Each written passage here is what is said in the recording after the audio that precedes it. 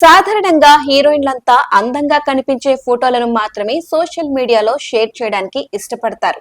కానీ national crush Rashmika కాస్త different. Secret సెల్ఫీలు షేర్ చేశారు. నేషనల్ క్రష్ రష్మికకు దైవభక్తి ఎక్కువ. ఫోటో చూస్తూ ఉంటే ఆవిడ గుడికి వెళ్ళినప్పుడు తీసినట్లు అర్థమవుతోంది కదా. అది నిజమే.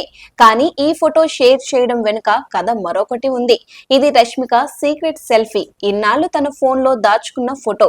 ఇటువంటివన్నీ కొన్నిటిని రష్మిక సోషల్ మీడియాలో షేర్ చేశారు.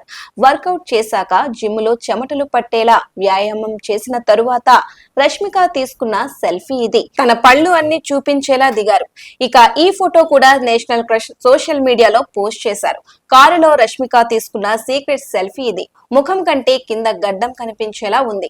వర్కౌట్ తర్వాత విక్టరీ సింబల్ చూపిస్తూ రష్మిక సెల్ఫీ తీసుకున్నారు. రష్మిక ముఖంలో నవ్వు చూసారా? నవ్వాలా వద్దా అన్నట్టు పెట్టారు కదా.